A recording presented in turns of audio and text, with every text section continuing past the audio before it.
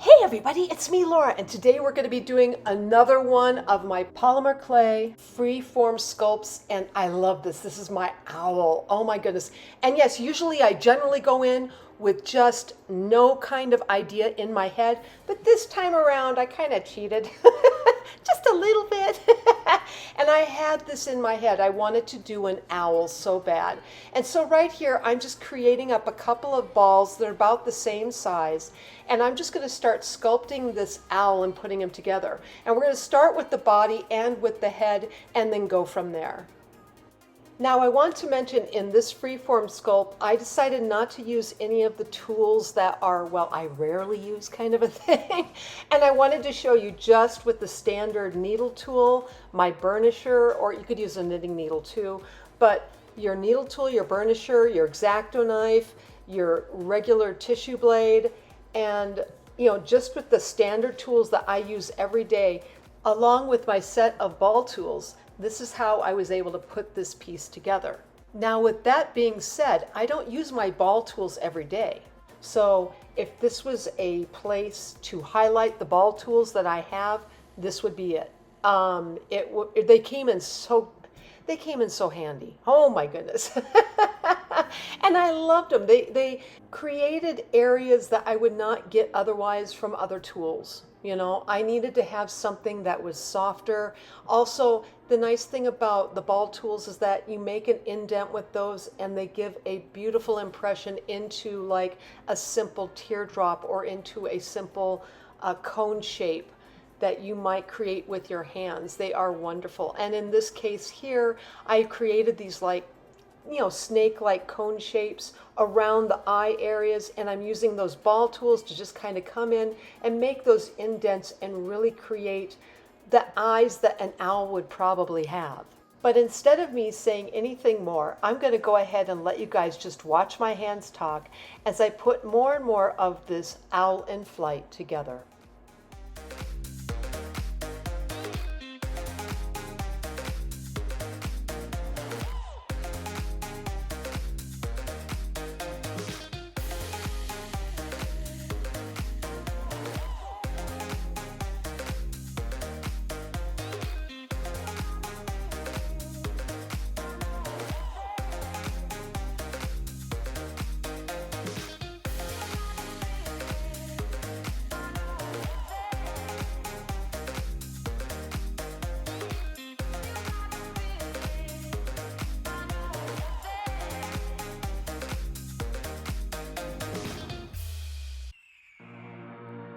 It's 1991. Birds and people are living together in seemingly perfect harmony.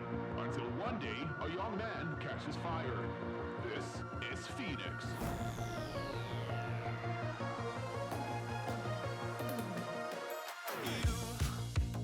You've been knocked down and got up again. In a corner, you're surrounded, no defenders.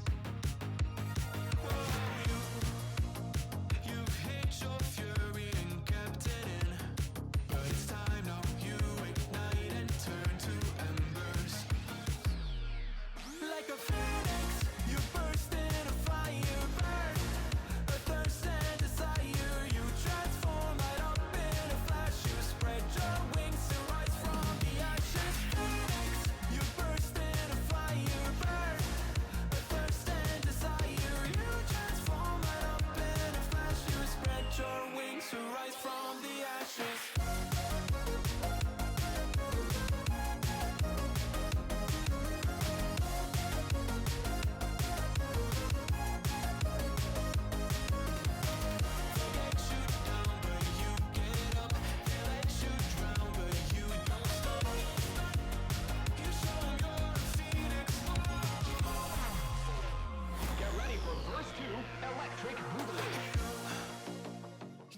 Okay, so in moving on to the wings on this owl, really this is how do I say, it's a creation of a bunch of teardrops and a bunch of, as I would put it, leaf forms. And you're like, leaf forms? I know you're thinking, wait. If you think about it, if you really think about it, if you think about feathers on a bird, okay, some of them are rounded, I get it, okay. But some of them are also, and a lot of them are, very much pointed, almost kind of like a little bit like a leaf form, you know. And this gave me a huge advantage, especially in the idea of, well, what kind of a form am I looking at? You really need to look at whatever subject matter, if you, especially like with me where I've got this idea of an owl in my head, you need to look at the overall animal and say, what basic elements, what basic forms, what basic shapes take up or create this animal? And when I look at the leaves, or I should, when I look, excuse me, when I look at the wings and what makes up certain animals, I'm thinking, well, this is a series of teardrops. This is, oh, this looks a little bit like what a leaf might look like in its formation. It's kind of like a diamond shape. It's kind of like a smooth diamond shape, really. And that's what I'm really going to be doing here. So right here you saw with the teardrops, I used those ball tools, again, kind of indenting them. I wanted to give some nice texture to it, and so that's where I started there. But I'm making these balls, and eventually, as you could tell, they're about, they're fairly large. This turned out to be a pretty large little guy. He was about 1/2 an inch in diameter when it came to some of those bigger, leaf-like teardrop type forms, and these turned out to be his feathers. It works out so great. So just like I would do a leaf or this, or kind of similar to a leaf, and I'm making it where I'm making those indents with my needle tool, that's what I'm doing here to create the feathers here on the bird. Now, with that said, those balls are all kind of in a size, you saw me kind of measure them a little bit. The larger ones were closer to 1/2 an inch in diameter to 3/4. Okay, so they're pretty large. The smaller ones were like under 1/2 inch. So you want to stagger these, because really what you're going to be doing is you're going to go from a larger kind of feather, okay, if you will, which is closer into the bird, all the way up to a smaller feather, which is going to be more towards the outside. But again, I'm just going to go ahead and let you guys watch my hands talk as I create the feathers to our owl. I was an ordinary boy until I broke the rules. My life destroyed. Life destroyed. Until I woke awake, scream my mind. I shout, the ground shakes. How much can I take? My mind will break. Will it break? Can I take? Can I be your superhero? Superhero.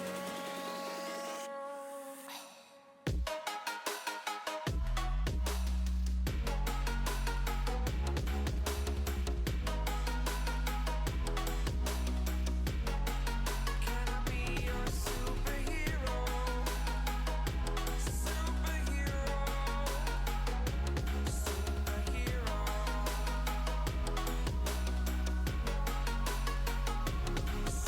Superhero.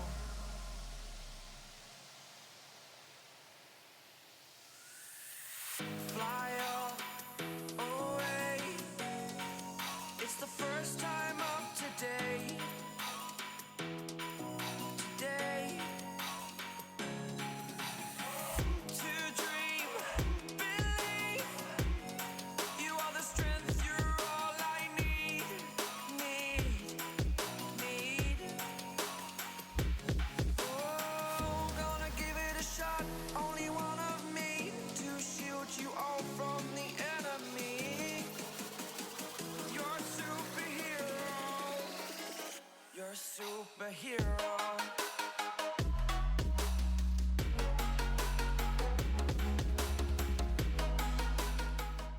Now that I'm getting most of the basic formation of my owl together, from here I'm just going to be adding in more details. I will be putting in a nice bigger feather down at the very tail. That will be the highlight of our tail area.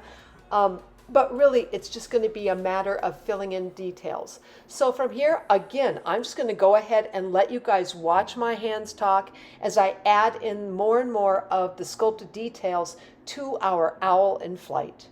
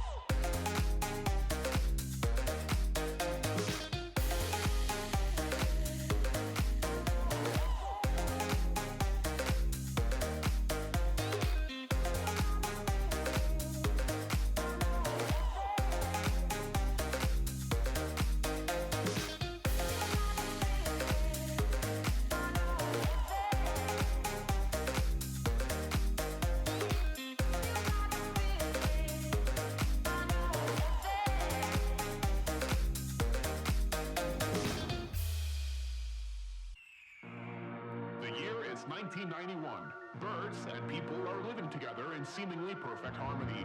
Until one day, a young man catches fire. This is Phoenix.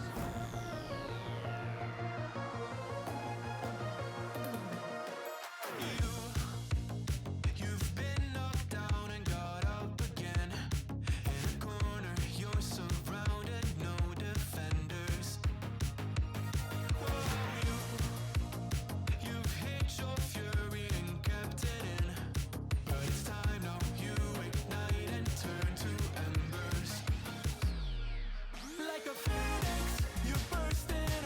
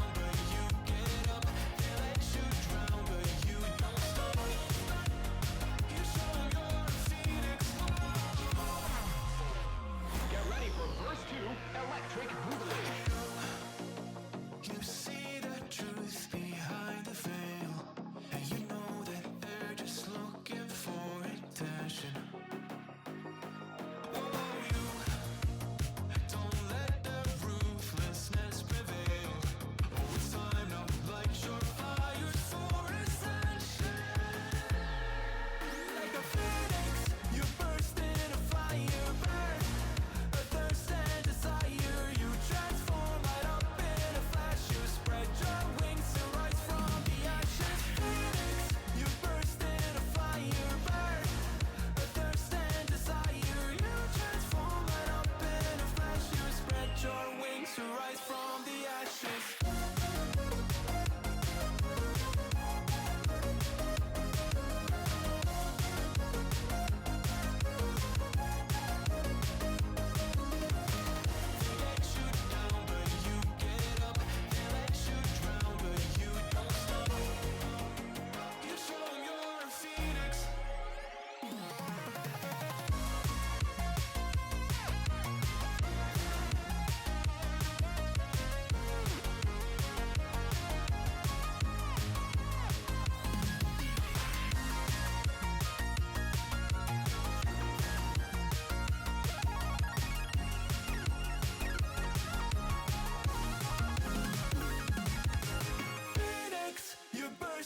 Fire burn, a thirst and desire. You transform right up in a flash. You spread your wings to rise from the ashes. Phoenix, you burst in a fire burn, a thirst and desire. You transform right up in a flash. You spread your wings to rise from the ashes.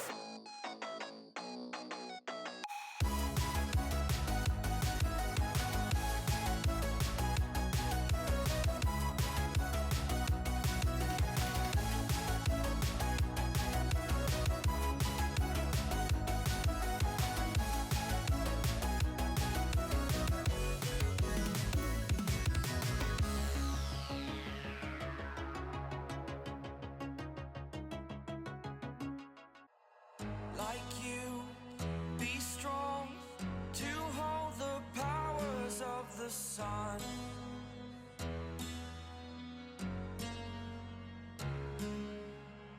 To dream, believe in strength. Now I'm the only one, only one.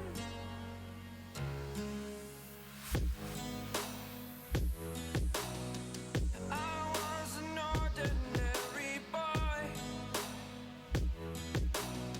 until I broke the rules. My life destroyed, a life destroyed. Until I walk awake, scream my mind, I shout, the ground shakes. How much can I take? My mind will break. Will it break? Can I take?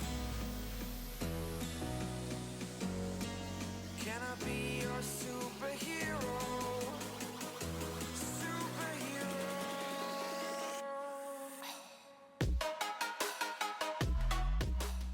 Okay, so now our owl is completely baked, and I'm going to start bringing in my paint, and I need to bring in my black mat first.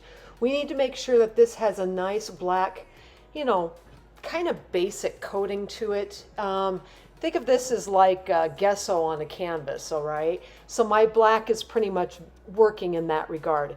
Anyway, from here, once I get this black all painted up, I'm coming in with my metallic paints, and part of this was trying to find a nice transition of colors in the feathers, and that's where I really wanted to start. So I came in with my blue flash, my blue sapphire, my aqua flash, and then of course this aquamarine.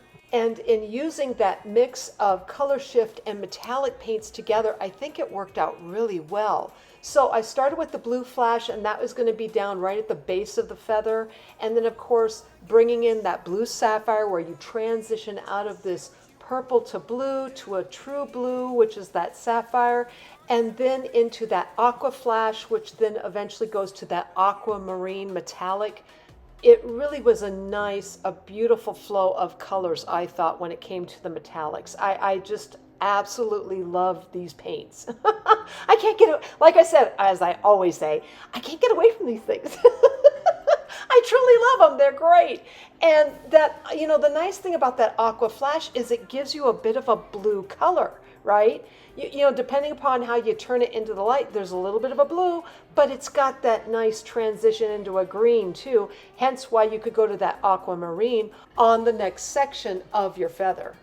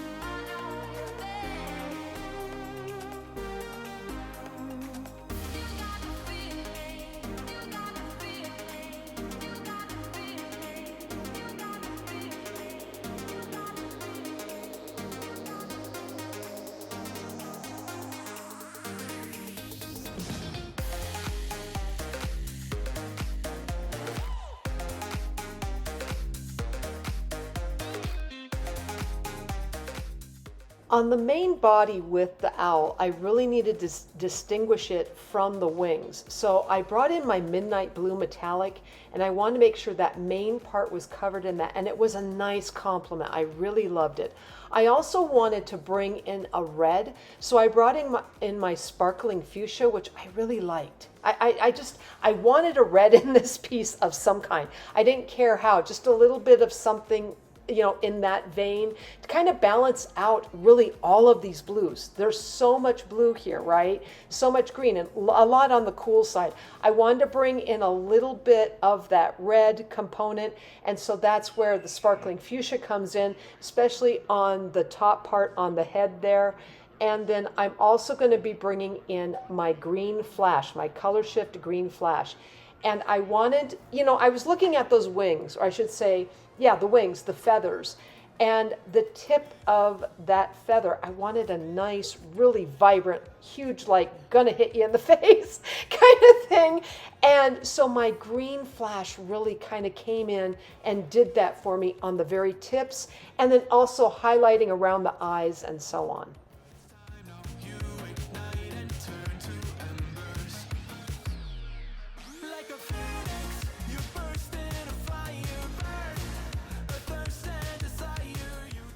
All right, so in here, I'm just going to be painting more and more detail in. I'm bringing in more of that green flash. I'm going to add that into the wings. I'm also going to add in that midnight blue into those larger ball features in the wings as well, kind of just showing that, you know, bringing that more into the wings.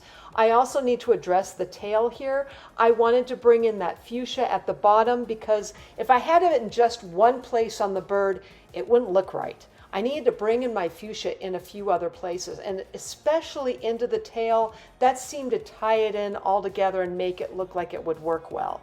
And into the main body, because that's where that, you know, that black area there, I thought, perfect, let's go ahead and put the fuchsia in there as well. This way that color gets tied in from the head to the tail itself.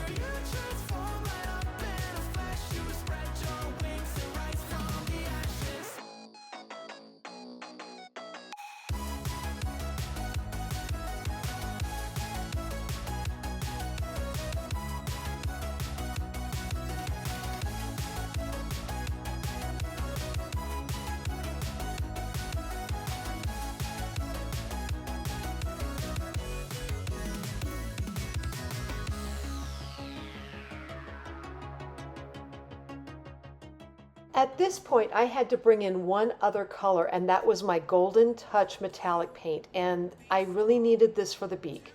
It was going to be the one color that's only going to be placed in this one area.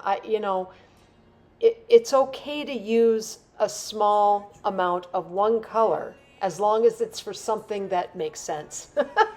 And in this case, yeah, for the beak, I needed to have a yellow. I needed to have some kind of yellow or something that would relate to that. And so this golden color was just perfect for putting right onto the beak itself. From here, I decided the only other thing I needed to do was to bring in the white and do the eyes on this. Once I have the eyes in, the main details of this bird has been pretty much painted. And then we're going to go into the finer details here in just a little bit. Shout, the ground shakes. How much can I take? My mind will break. Will it break? Can I take? Can I be your superhero? Superhero.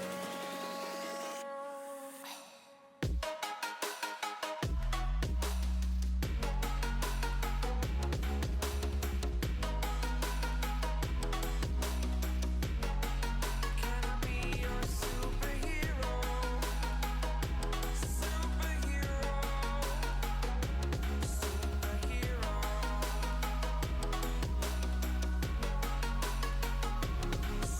Superhero.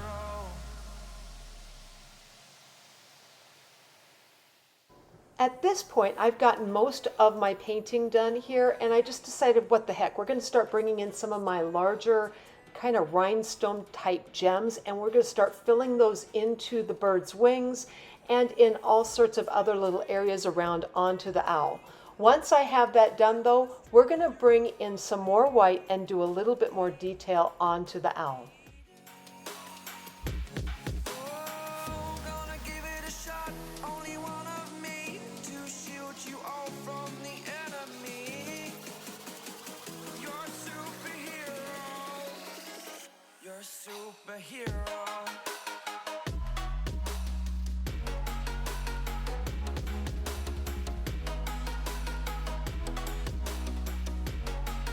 Can I be your superhero?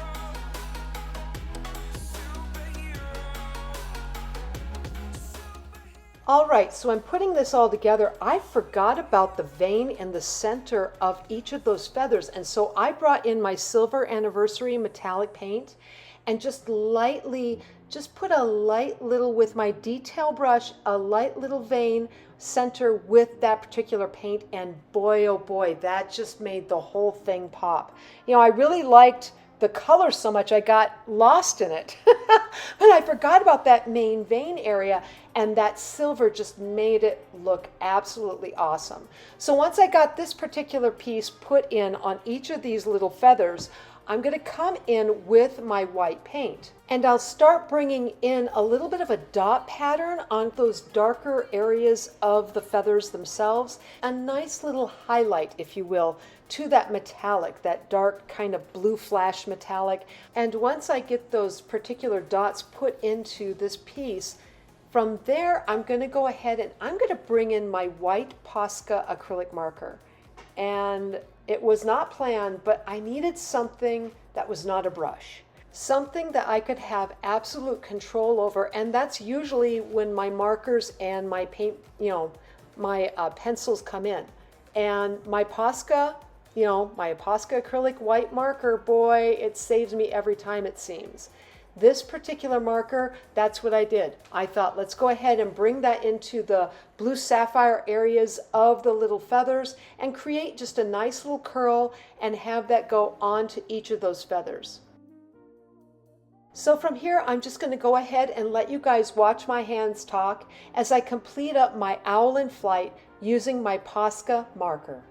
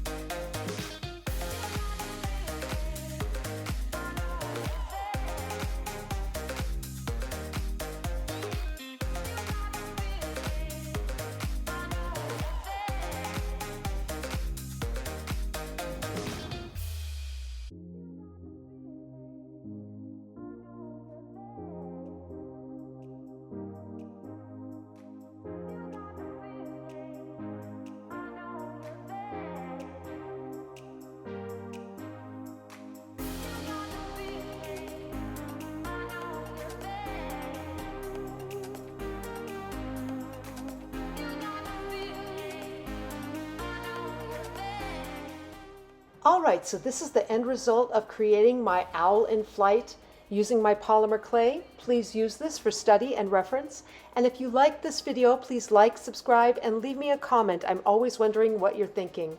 Otherwise, I am sending out my biggest hugs to each of you, and I hope you have a fantastic day.